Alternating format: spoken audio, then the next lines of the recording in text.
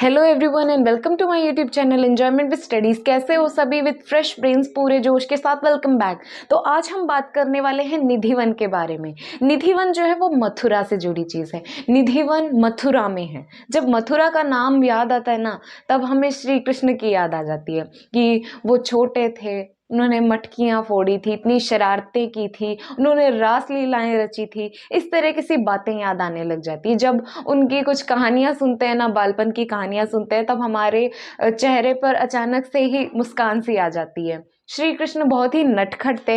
हम कई कहानियों में, कार्टून्स में देखते हैं, तब हमें पता भी चलता है। हमारे बड़े भी हमें बताते हैं कि वो कितने नटखट थे, कैसे मटकियों में भरे माखन को खाते थे, कैसे जब राधा और उनकी सखियां मटकी में भरा माखन लेके जाती थी, वो पत्थर से फोड़कर वो माखन चुरा के खाया करते थे। तो इस तरीके से ना बहुत सारी कहानियां हमने सुनी होगी। तो है ना, तो उन्हीं से जुड़ी हुई चीज निधिवन में है। निधिवन मथुरा में है।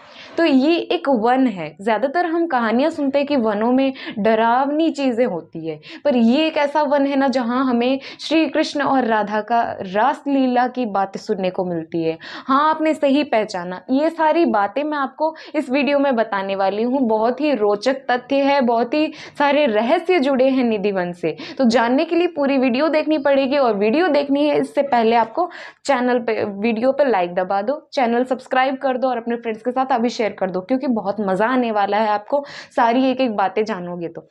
माना जाता है कि निधिवन का रहस्य ये है कि जब भी है ना मंदिर को बढ़ाने का समय हो जाता है, तो उसमें बहुत सारे जेवर जो है, सजने वाले जो जेवर वगैरह होते हैं, वो सब अच्छे से सुंदर से जचा दिए जाते हैं, मतलब तय में रख दिए जाते हैं। सबसे अंदर वाला जो कमरा होता है ना, वो राधा का कमरा माना गया है, और उसमें सुंदर से सारे कमरे को बहुत अच्छे से सजा दिया जाता है।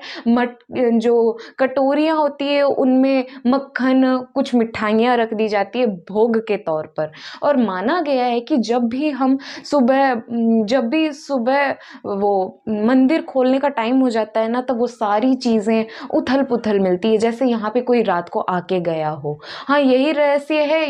देखिए, जो सारे द्वार होते हैं उन सब पे तो ताला लगा दिया जाता है। रात को 8 बजे के बाद उस मंदिर या वन में कोई भी नहीं जाना चाहिए। उस चीज के लिए अनुरोध है। वहां पे कोई भी अंदर जाने के लिए ना कोई भी अलाउ नहीं करता, बाहर ही रहो। और अचानक चौंकाने वाली बात तो ये है कि 8 बजते ही अंदर जो उपस्थित पशु पक्षी जो भी है, वो सारे बाहर आ जाते हैं। बंदर हुए, कुत्ते हुए, पक्षी भी हुए ना, वो भी बाहर आ जाते हैं 8 बजने के बाद। जानवरों को भी इतना है कि भाई बाहर चलना है, समय हो गया है। तो एक बार की यह घटना कि एक साधु थे जो 18 वर्ष में ही 17-18 की उम्र में ही उन्होंने अपना घर त्याग दिया था, और वह एक साधु की तीर्थ यात्रा पे निकल गए थे।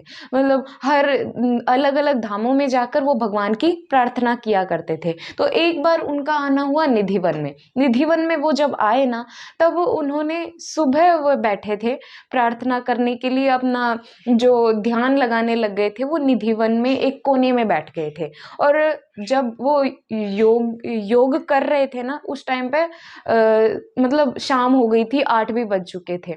सबने बोला कि भाई बाहर जाना है। पुलिस थाने वाले जो भी थे ना, उन सबने सबको बाहर भेज दिया। इंसानों का या जानवरों का, किसी भी जीव का अंदर रहना अनिवार्य नहीं था, मतलब सबको बाहर निकाल देते थे वो।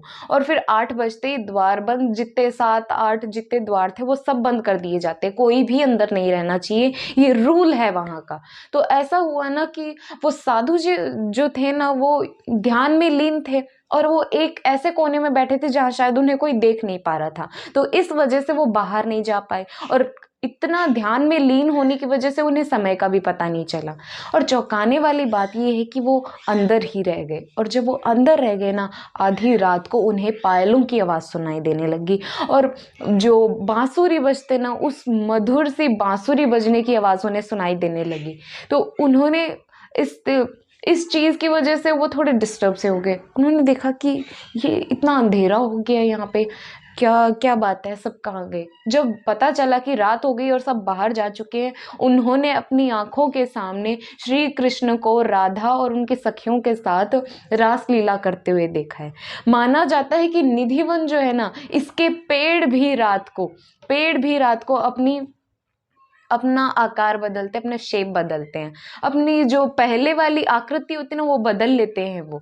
इस चीज का प्रूफ भी देखा गया है कुछ सीसीटीवी कैमरास, या फिर कैमरास में नहीं तो न्यूज रिपोर्टर्स ने चेक की है ये चीज। पहले उन्होंने क्या किया, रात के टाइम पे 8 बजने से पहले ही होता है ये सब, तो 8 बजने के पहले उन्होंने दो कोई पेड़ों के बीच में जो मौली हम बांधते हैं भगवान के लिए, भगवान की आस्था को मानकर हम मौली जो बांधते हैं अपने हाथ पर, ये लाल रंग किसी मौली बांधते हैं, तो वो मौली को दो पेड़ों से जोड़ दिया, दो दो पेड़ों को आपस में बांट दिया। और सुबह जब देखा गया ना, तो उन मौलियों का टूटी हुई मिली वो मौलियां। इसका यही अर्थ था। रात को तो सारे पशु पक्षी भी बाहर आ जाते हैं, जानवर जीव जितने जो भी है सब बाहर आ जाते हैं, तो अंदर अपने आप पेड़ में सारी लगी मौलियां कैसे टूट सकती है? तो राज तो एक ही है कि वो जो पेड़ है वो भी अपना आकार, अपना रूप बदलते हैं। श्री कृष्ण के साथ वो भी रास लीला में उनकी मदद करते हैं। और जो कमरों में वो सजाई हुई चीजें, वो भोग जो भी रखा होता था ना, वो सब खाया हुआ मिलता था, सारी चीजें यहाँ से वहाँ अलग अलग बिखरी हुई हुआ करती थी। तो ये चीजें हमें निधिवन में देखने को मिलती है।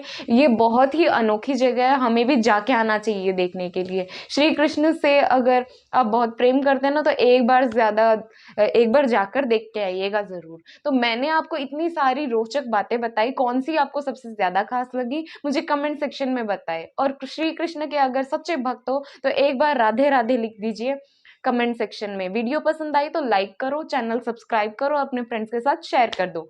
सो bye and have a great day.